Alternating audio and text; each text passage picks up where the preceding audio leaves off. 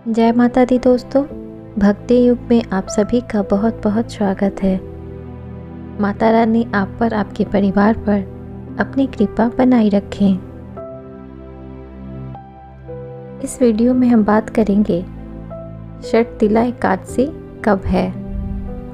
षटतिला एकादशी जनवरी में 28 जनवरी को है।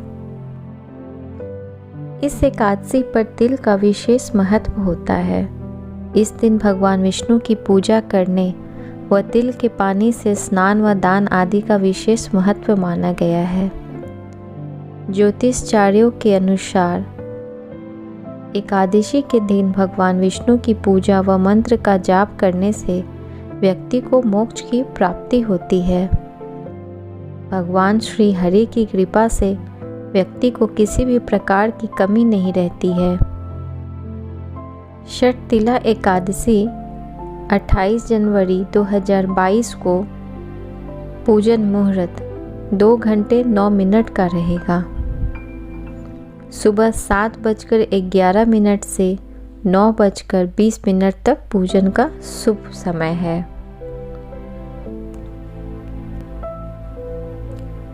षटतिला व्रत का महत्व क्या है? पौराणिक कथाओं के अनुसार जितना पुण्य कन्यादान, हजारों वर्षों की तपस्या और स्वर्ण दान करने के बाद मिलता है, उससे कहीं ज़्यादा फल एकमात्र षटतिला एकादशी का व्रत करने से प्राप्त होता है।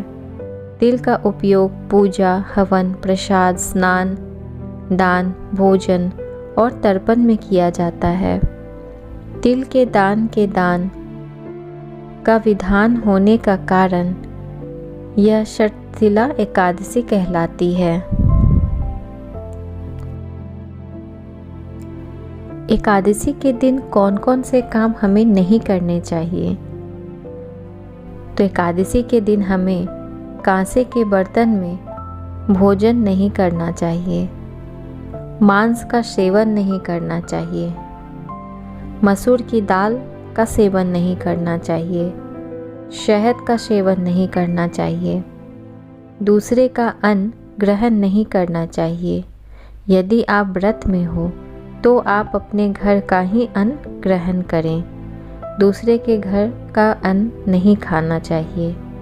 व्रत वाले दिन जुआ नहीं खेलना चाहिए। इस व्रत में नमक, तेल और अन्न का सेवन वर्जित माना गया है। एकादशी के दिन क्रोध का त्याग करना चाहिए। एकादशी के दिन पान खाना, दातुन करना, दूसरे की निंदा करना तथा किसी की चुगली नहीं करनी चाहिए। षटतिला एकादशी के दिन पूजा की विधि क्या है? तो इस दिन व्रती को सुबह जल्दी उठना चाहिए और स्नान करना चाहिए। इसके बाद पूजा स्थान को साफ करना चाहिए। अब भगवान विष्णु और भगवान कृष्ण की मूर्ति, प्रतिमा या उनके चित्र को स्थापित करना चाहिए। भक्तों को विधि विधान से पूजा अर्चना करनी चाहिए। पूजा के दौरान भगवान कृष्ण के भजन और विष्णु सहस्त्र नाम का पाठ करना चाहिए। प्रसाद, तुलसी जल, फल, नारियल, अगरबत्ती और फूल देवताओं को अर्पित करने चाहिए। अगली सुबह यानी द्वादशी पर पूजा के बाद भोजन का सेवन करने के बाद षटतिला एकादशी व्रत का पारण करना चाहिए। आइए जानते हैं षटतिला एकादशी व्रत की कथा क्या है। एक पौराणिक कथा के अनुसार एक महिला की खूब संपत्ति थी। वह गरीब लोगों को बहुत दान करती थी। वह ज़रूरतमंदों को बहुत ज़्यादा दान देती थी। वह उन्हें बहुमूल्य सामान, कपड़े और बहुत सारे पैसे बांटती थी, लेकिन गरीबों को कभी भी भोजन नहीं देती थी। यह माना जाता है कि सभी उपहार और दान के बीच सबसे महत्वपूर्ण भोजन का दान होता है, क्योंकि यह दान करने वाले व्यक्ति को महान गुण प्रदान करता है। यह देखकर भगवान कृष्ण ने उस महिला को यह बताने का फैसला किया। वह उस महिला के सामने भिखारी के रूप में प्रकट हुआ और भोजन मांगा, लेकिन उस महिला ने दान में भोजन देने से इनकार कर दिया और भगवान को गरीब समझकर भगा दिया। भिखारी बार बार खाना मांगता रहा।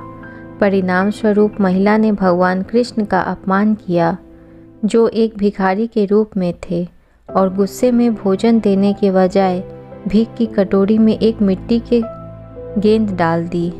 यह देखकर उसने महिला को धन्यवाद दिया और वहाँ से निकल गया। जब महिला वापस अपने घर लौटी तो वह देखकर हैरान रह गई कि घर में जो भी खाना था वह सब मिट्टी में परिवर्तित हो गया है। यहाँ तक कि उसने जो कुछ भी खरीदा वह भी केवल मिट्टी में बदल गया। भूख के कारण उसका स्वास्थ्य बिगड़ने लगा। उसने इस सब से बचाने के लिए भगवान से प्रार्थना की।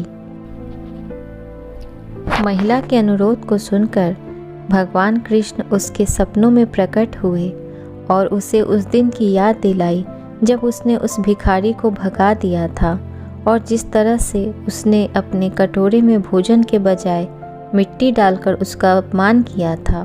भगवान कृष्ण ने उसे समझाया कि इस तरह के काम करने से उसने अपने दुर्भाग्य को आमंत्रित किया है और इस कारण ऐसी परिस्थितियां बन रही हैं। उन्होंने उसे शर्तिला एकादशी के दिन गरीबों और ज़रूरतमंदों को भोजन दान करने की सलाह दी और व्रत रखने को भी कहा।